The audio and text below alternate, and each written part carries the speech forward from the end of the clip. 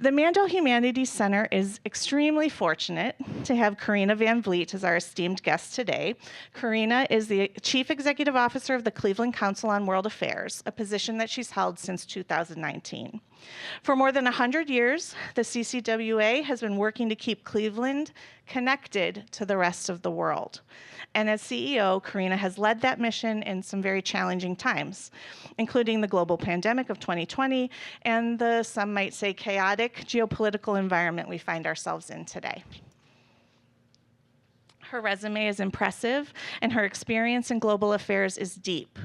Prior to being at the Cleveland Council on World Affairs, Carina was the Regional Business Development and Communications Manager in the Cleveland office of Jones Day, a global law firm. She was also Senior Advisor to the 2015 Nobel Peace Prize Forum.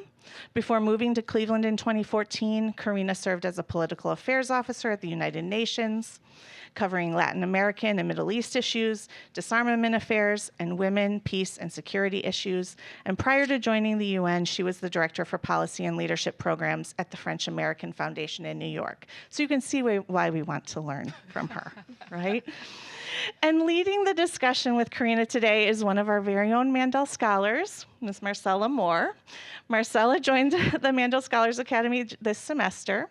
She's 24 years old and an alumna of the DeVos Urban Leadership Initiative, and she's very passionate about working with youth and education, a field that she works in today, even as she is pursuing her own studies at Tri-C. She's interested in sociology and aspires to work with youth, community development, and diverse cultures. And she's going to kick us off with this fascinating conversation with our guest. Thanks, Marcella. Thank you. All right, so I am so excited to be able to explore your path to leadership. Thank you for joining us, Carina, today. I'm thrilled to be here, and I can't wait for your questions, and I can't wait for your questions as well. So, all right, well, first, over 100 years, that is incredible that the CCWA has been around that long. Can you share more about what the CCWA does to make global impact, and what is your role in all of this?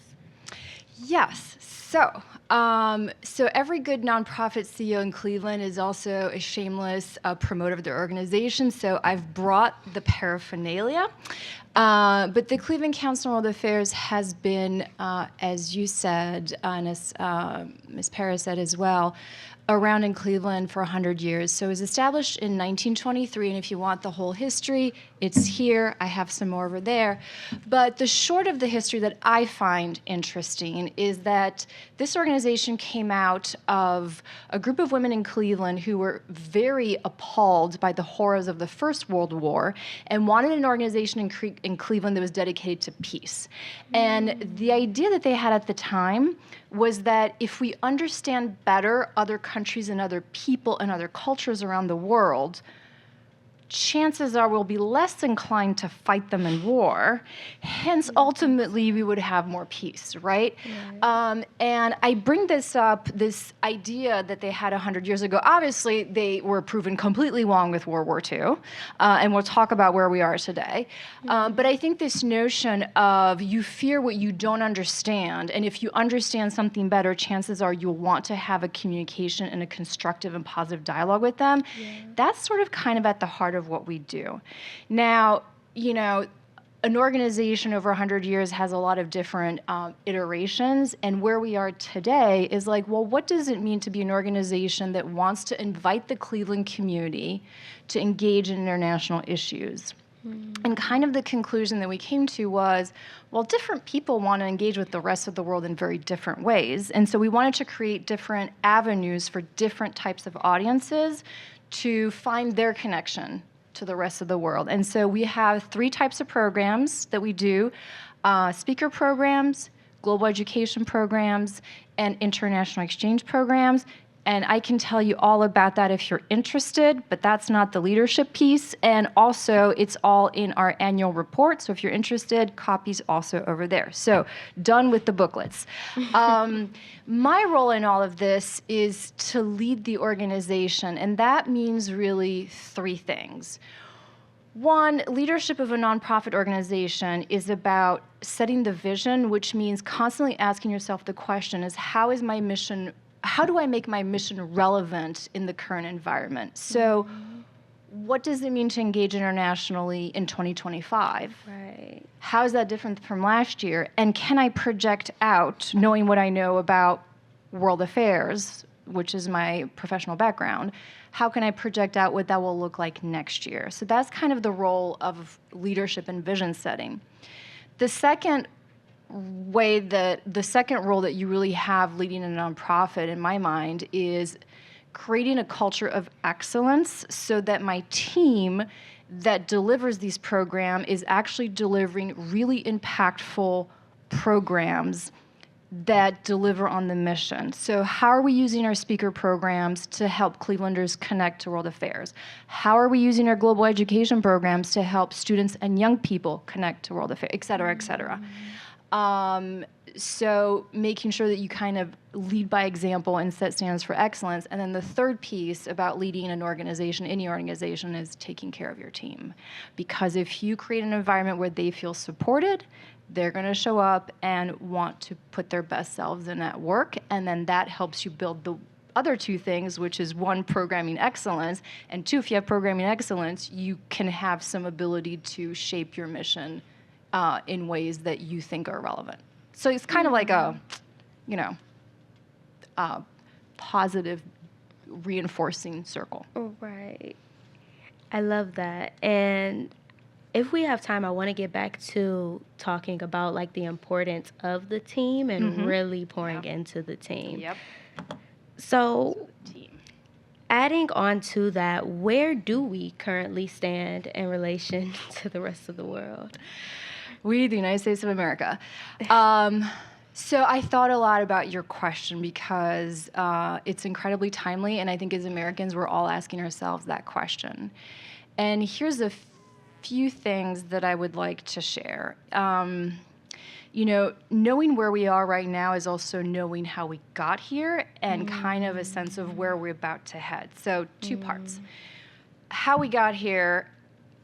What I would like to remind everyone is we are currently in a global leadership role, number one world power, and we got here through circumstances that evolved out of the Second World War, meaning we were in and part of it is thanks to our efforts, and part of it is also we kind of fell into it. And so if you all recall World War II history, we did participate in the war effort deliberately and engaged and fought and put a lot of our blood and treasure and resources into that war effort, and were victorious.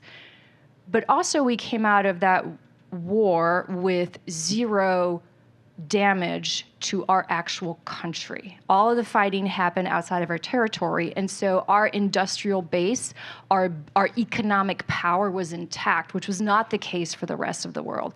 And so we came out of World War II in this incredibly privileged position of having been on the side of the winners of the actual conflict, but also having had this incredible position of being protected by two oceans and having been relatively unscathed by the global destruction that was World War II. And I think a lot of times these days, and if some of you do international affairs and you hear things like American exceptionalism, what's exceptional about the United States is our geography. And that's something that students, who want to do world politics, it's like, remember that. Like, our geography has determined a lot of our trajectory on the world stage as a country.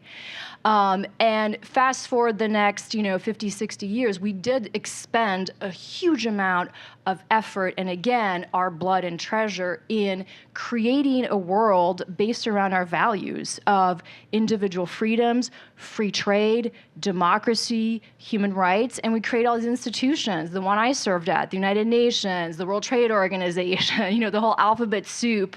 And we expended a lot of our military power in kind of maintaining the security around what is called the global liberal world order. And we're still leading it, but we're at this moment where things are shifting. And they're shifting for a lot of really complicated reasons. It's like the balance of power is shifting. Power comes from your demographics. Power comes from your economy. Technology is changing what sources of economic power look like. The demographics, if you look at the demographic trajectory of our country, of Europe, of Asia, versus the demographic trajectory of Africa, Africa is going to be the most populous continent and overpass all of us by 2040 or 2050. I don't know what the exact number is, but and climate change is creating all of these stressors. Technology is changing, and so all of this is shifting. And what we are seeing geopolitically is countries, primarily China, Russia, Iran, but a number of others, saying, hey, is this global world order, and are the rules that we all agreed upon really the rules that we want? And there's some pushback. And so where do we stand right now as a country? We're kind of the top dog in what has become, if you ever went to a dog park, sorry, I don't know why this image came to me, but it's like, we're kind of the top dog, but all of the other dogs are like, they're no more chihuahuas. They're like bigger dogs coming in, and they're just getting more agitated.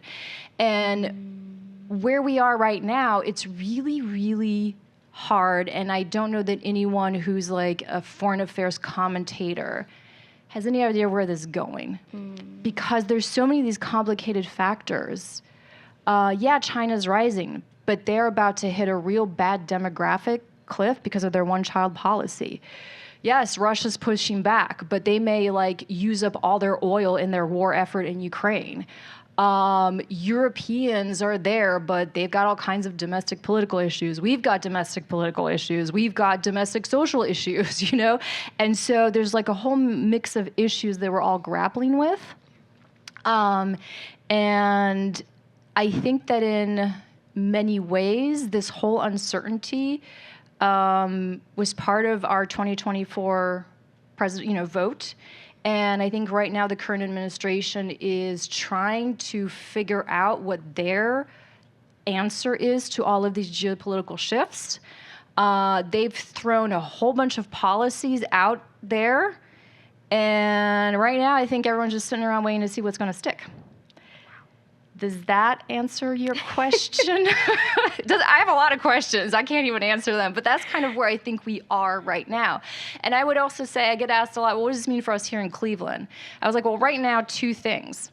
This whole figuring out how we're going to respond to all of the changes going on globally means, well, number one, there's going to be a clear economic impact because part of what we're trying to change is economic balances of power. And so the tariff issues and all of that is part of that. And so expect to see clear impacts in the near term just on the cost of things in those industries that are going to be impacted by the tariffs. And then longer term, the more industries are impacted by tariffs, that's going to create that's going to have repercussions for the labor market because, say, the auto industry gets impacted, they're going to start laying off workers. Well, those workers have to go somewhere. So longer term, there's also going to be sort of disruptions with the kind of jobs and et cetera. So that's the economic piece. And then the other piece, which I'm always fascinated by, this is kind of what I love about international affairs is, well, what does this mean kind of more culturally for us in Cleveland? As Americans, and if we want to travel abroad, how are we going to be perceived by the rest of the world? How are we perceiving the rest of the world? It's like, how are we supposed to be kind to Chinese Americans when we're getting all this news about China, so just what are the narratives that are going to come out of this moment in time? And just for us here in Cleveland to be aware of that and make sure that we continue to have a positive narrative about our city and fight to have a positive narrative about who we are as Americans. I wish I could say that sounded hopeful, but it sounds like a lot. It sounds like a lot. There's always hope. Wow. Well, thank you. That does answer my question. Okay, good. I love how passionate you are about it, which I guess you have to be being the CEO of CCWA. But that also makes me wonder, currently I'm in school for sociology, and navigating what you actually do with your major. I don't know if anyone else is trying to figure this out. Yeah. That's where I'm at right now. And so one of my questions is, how did you know what you wanted to do with your major, and when did you find out what you wanted to do? Work in progress. Okay. I mean, again, it's like most things. It's always a lot more complicated than, you know, the billboard would have you believe. And so part of my story and part of why I'm genuinely so passionate is I'm an American who grew up in France. So from day one, I was exposed to two cultures, one at home and one outside the home.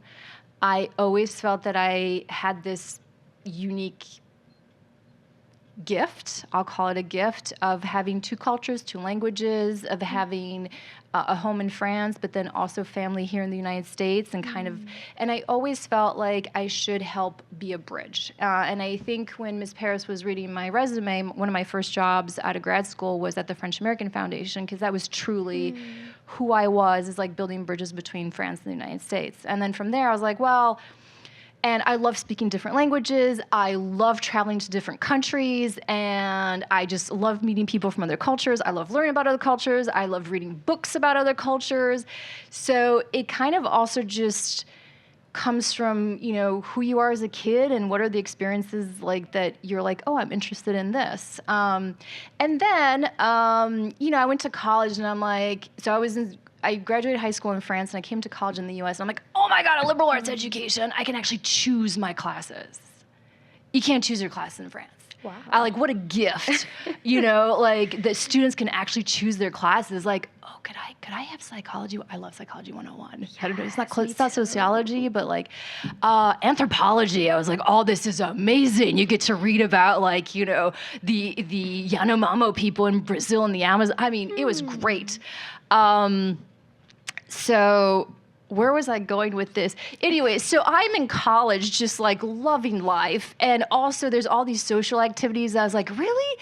I can like be an editor for my school newspaper? Like they have school newspapers. This is amazing. It's like, it was all great. And in this whole process, my mother's like, young lady, you know, you kind of need to think about how your college degree is gonna like, you know, transform into a career. And since you are a, you know, dual citizen, you speak all these languages, you'd be great as a diplomat. And I've read that to be a diplomat, you probably need to do like political science. And I was like, okay. So I was a poli-sci major. Okay. Part because it was who I am and what I'm really passionate about, and part because, you know, moms know best, although my son completely disagrees. So it's kind of one of those things where there's just all kinds of influences, right? There's who you are, there's your family, there's your environment. And that's kind of how I ended up majoring in political science. And then I was like, well, if I'm going to do the diplomat thing, then I should do study abroad experiences. I should go to grad school. And then you kind of go down this path, in part because it's what you're interested in, but also just in part because that's how the system works. And every time you make a decision about classes you want to take, schools you want to go to, programs you enroll in, first job you get, internship, it's all things that interest you. And over time you course correct. I was like, wow, that was way too nerdy or academic. This was like, you know, Right. and it's just a process of over time figuring these things out. So that's kind of how my undergrad degree ended up translating into what I did later. Okay.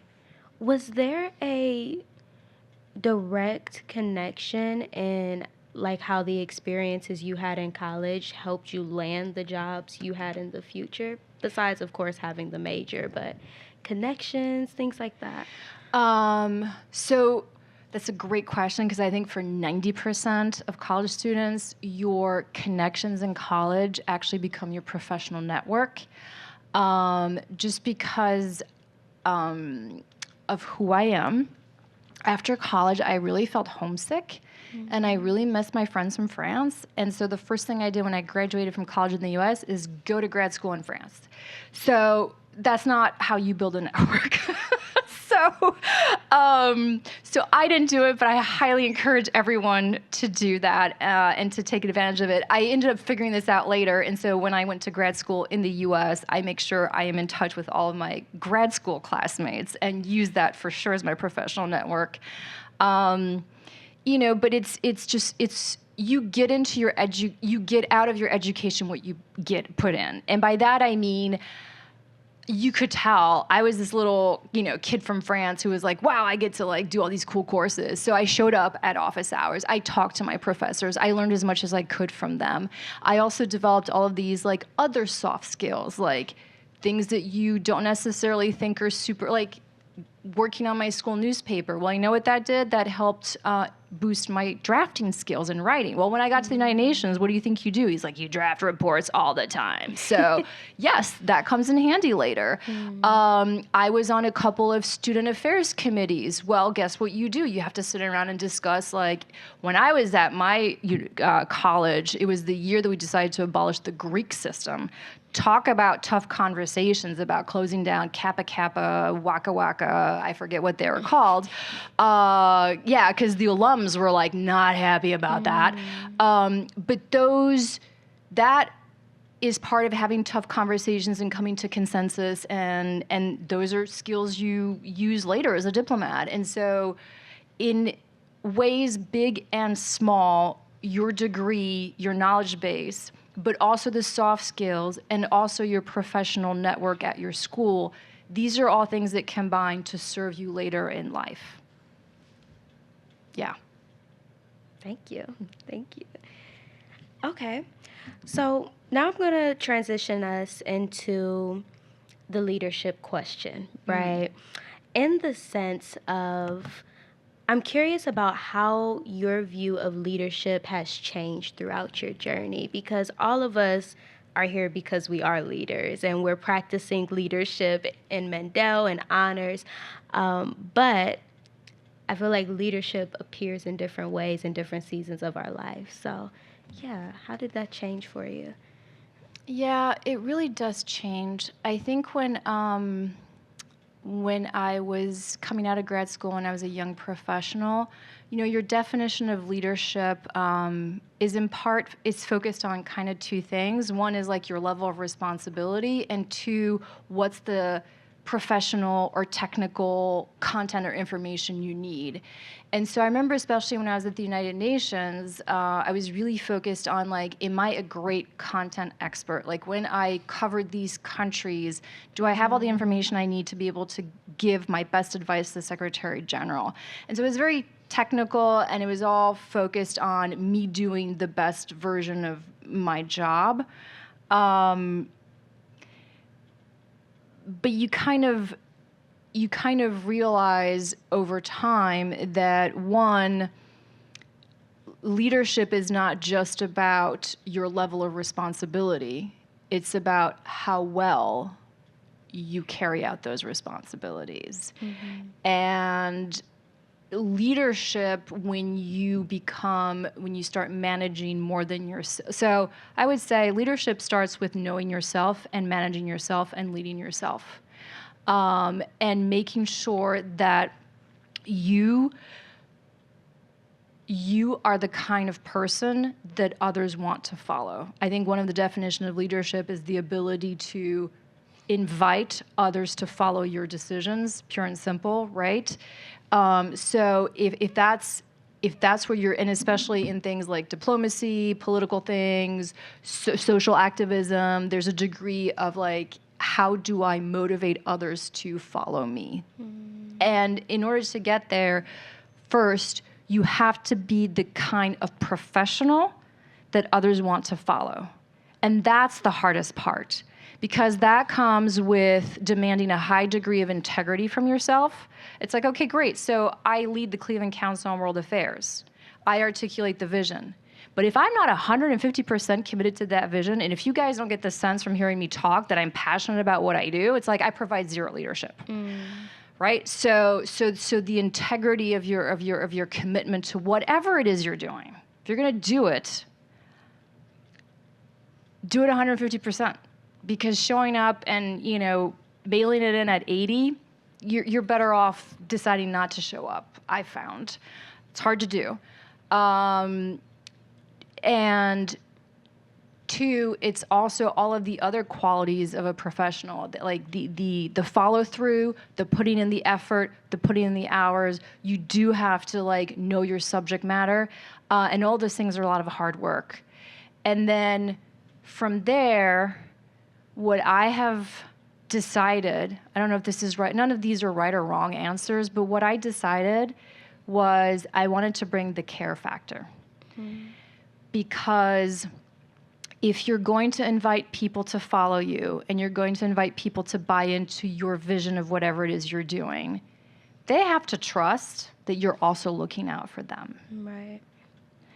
And they have to trust that you know them and you're looking out for their best interests. And so one of the challenging things about being a boss, and I don't have a huge team, there's only 8 of us, is that I have to say things in 8 different ways, because what would make sense to you, Marcella, is going to be very different than what makes sense to me, And so figuring out okay, if we both have to show up to work equally motivated, what's really motivating you? What's really motivating me? Right. And so there's a lot of people skills, communication skills, that once you've really made the work to show up your best self, how then do you take that and convey that to others in a way that is relatable to them? It's kind of, people say meet people where they are, but that's really, and all of the skills that go into that are ones you're all practicing, right? It's the active listening, listening with your ears. And I found that listening with your heart too, and really showing people on your team and even people who are members of our organization or in the audience, no, I actually care about you.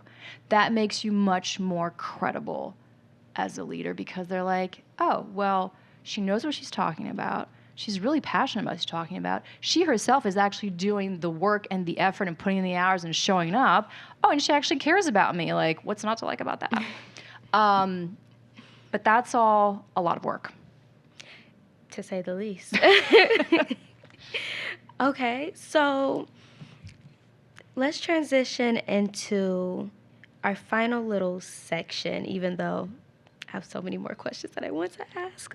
But I heard that you are currently making a transition, and I think that'll be directly relevant just because we're always transitioning. There's always changes that we're going through. Some of us are graduating this semester, and it sounds like you are getting ready to leave your current position. Is that correct? Yes.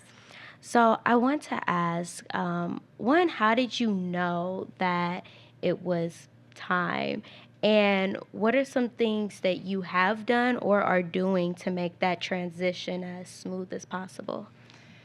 So the knowing when it's time is a great question, and it doesn't apply currently. The reason I'm stepping down is because my parents are in their mid-80s, and they have a whole bunch of health issues, and they live in France, and I need to go home.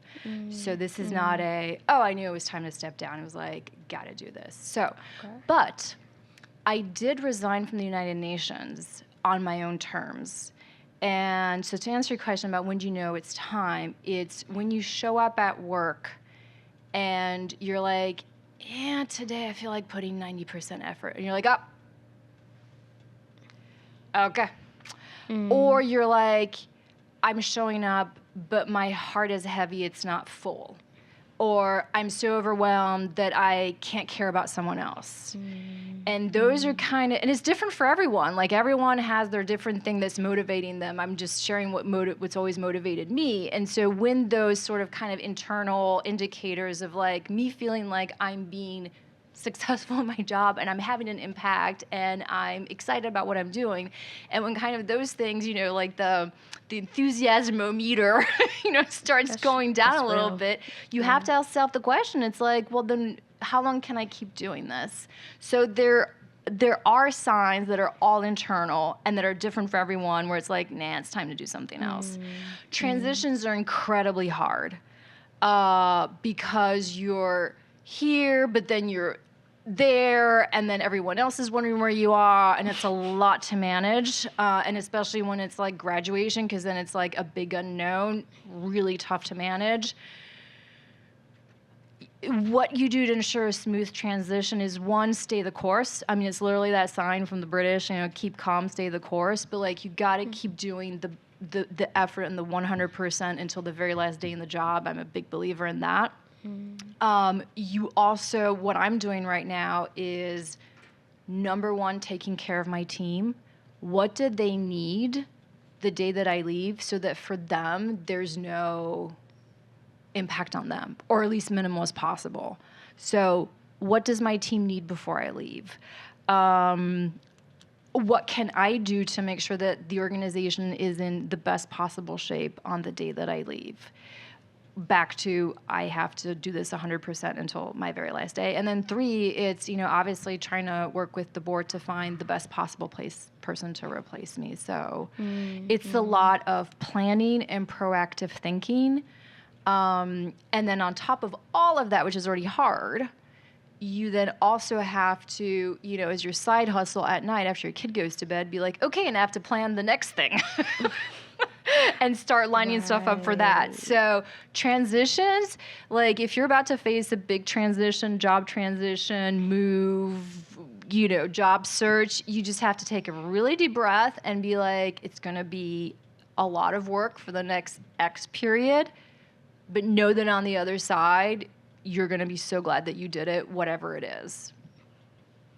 That is awesome.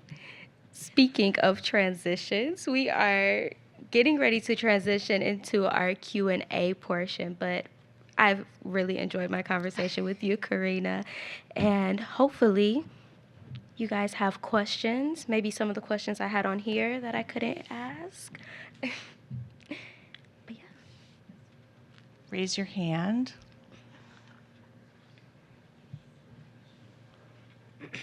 First of all, I love how passionate you are. I think one thing I took from what you're saying is to always put in your 100%. And I personally struggle. What does that mean? What does it mean to put in your 100?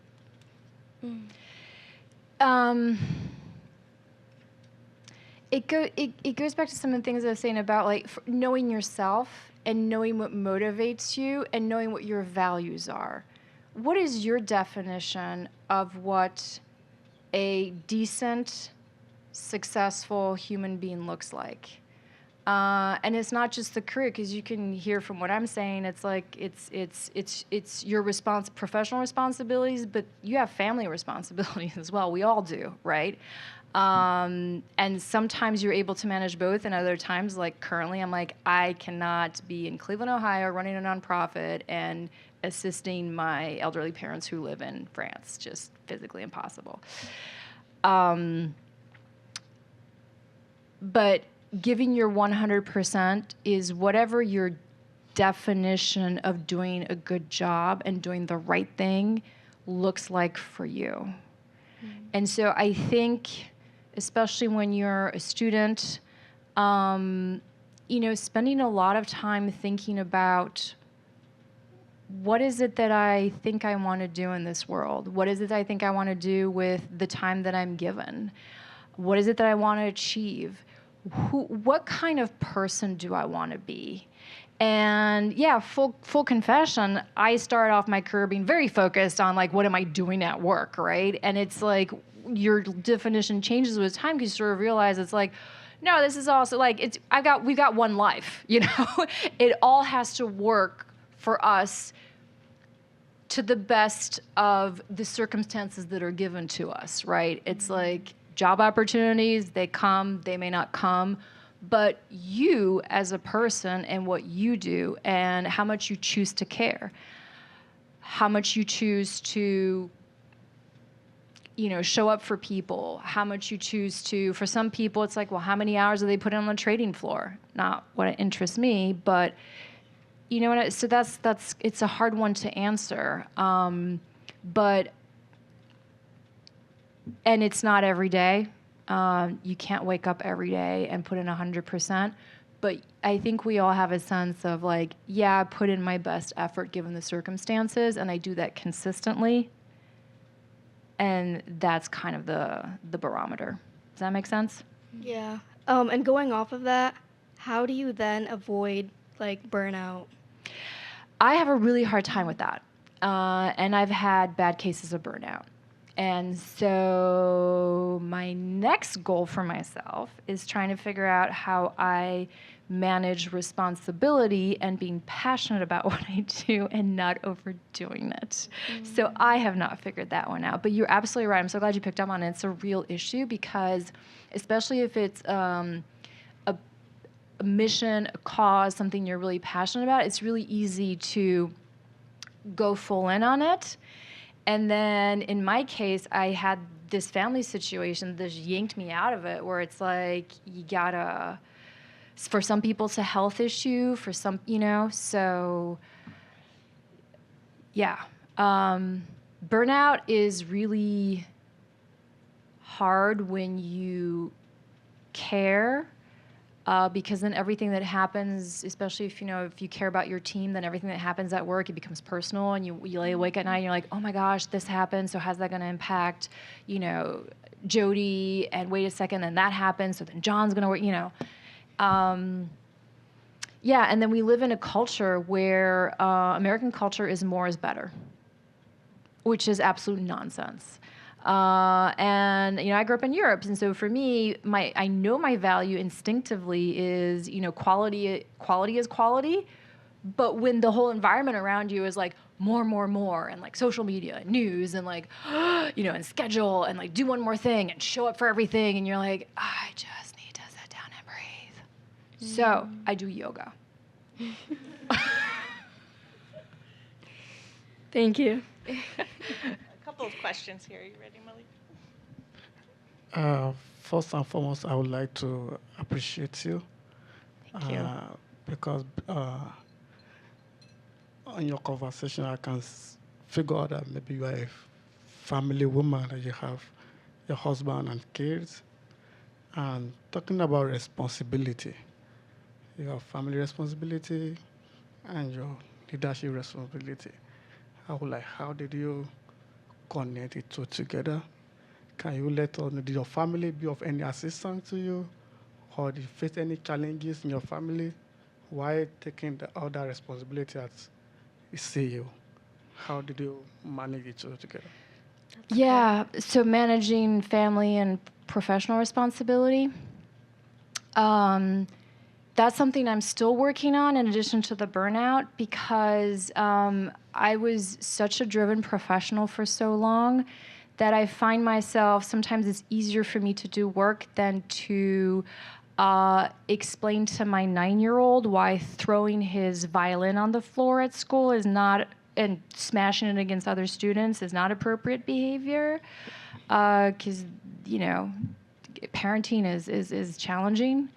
But, again, it's all, who do you aspire to be? And can you consistently remind yourself of like, wait a second, you aspire to be a great professional, but you also aspire to be a decent enough mother to your kid that you don't like have him end up in therapy for the next 30 years when he's an adult, right? So it's just like you constantly have to remind yourself like, okay, what's important? And some days like your judgment's totally clouded because something hits you in the face and you're like, I gotta go do this, but again, it's the same thing. Can you on a consistent enough basis make sure that you're prioritizing the things that you actually know are important?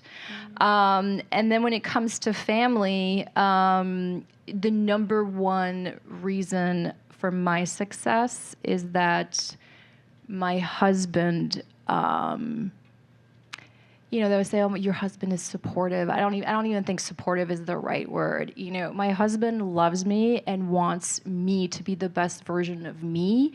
And that translates in all kinds of ways, including support and including evenings where I have evening events and he has to, do the whole cooking, cleaning, washing, shower, all of that. And making sure that, your life partner or your closest friends or or your family or whoever is your team that they believe in teamwork.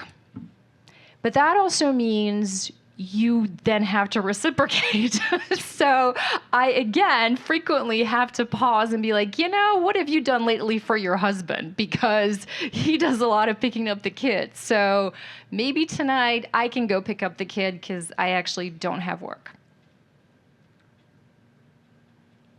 Okay. Thank you, Carina. I know leadership comes with a lot of responsibilities. And from what you've been saying, I want to learn from your experience. How have you been able to manage situations where you find yourself attending to a task that you think, oh, you are not up to that task, or let's say something just comes up that you think, I don't have the capability to do this. How do you navigate? Because I know as human beings, we deal with issues sometimes that we feel like, oh, this thing is beyond me or something. So how do you navigate those things? Thank you. That's, again, a very personal question, right? And for a very long time, I was someone who was very cautious, and I never took on more responsibility than I knew I could actually deliver 100% to my own standards of excellence. And then after a decade or more of working, you kind of realize, working with the leaders above you, you're like, okay, wait a second, they don't have it all figured out either. And so it kind of takes a while to understand that we are all in this journey called life that none of us are prepared for. There's no textbook.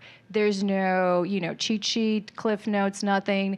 And we are all inevitably put in situations, whatever it may be, where we feel like we don't have the capacity. And, Americans are fond of saying, fake it till you make it. Part of that is actually kind of true. And what I did when I took on this role as CEO was like, I've never been a CEO,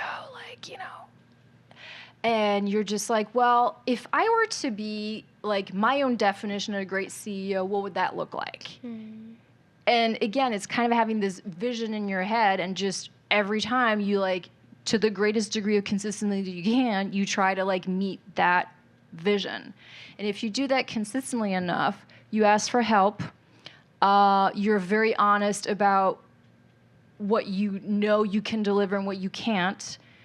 Honest with yourself, and then honest with people who can help you. Honest with your team. For me, in my case, honest with my board. When they hired me, I was like, I just want you to know, IT is absolutely not my thing. I used to work at the United Nations. We literally had people running around with paper. So IT, don't ask me about social media.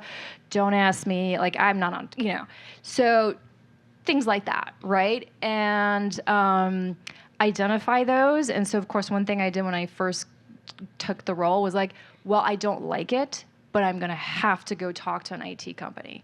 Finances, also not the thing that I want to spend my day doing is looking at an Excel spreadsheet. I'd much rather be having this conversation. But it's well, gotta do it. Okay, I don't understand this accounting thing. Okay, gonna count, so just that whole process. And I think also taking a deep breath, especially when it's something that's a huge project, and you're like, oh my gosh. And knowing that you actually have the skills to take this huge thing and break it down into little bite-sized chunks. And you're like, all right, I can't get to the top of that mountain, but I see that first hill and I know I can climb that. Let me focus on that. And let me do that well. Let me do that 100%. Okay, let me manage burnout. Okay, I got to the top of that, and so, yeah, I don't know what that's called. I don't think it's fake it till you make it. I think it's do your best until you're actually doing it well. That's good. I think we have time for one more question. Okay, Okay, so I guess I want to ask, like, how do you distinct your own personal values with, like, the expectations of, like, America and, like, people you work with and other people in the world? I'm not sure could you share a little more what you're trying to get at?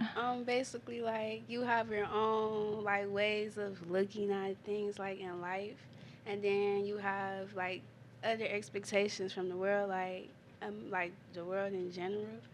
And then I guess I'm trying to ask, like, how do you know when to put your, I guess, distinct yourself, your self values from, like, the values of your job, like people that might not see eye to eye with you, like people that don't really have the same views as you. How do you like know when to like be? I don't know what the right way to say it. No. That But, was like, incredibly helpful. Thank you for clarifying. I think I understand what you're asking me. And I have to tell people, look, I got really lucky. Because I was a little American girl in France. And so it was very obvious to me from day one that what was expected by my teachers was not what was expected by my parents.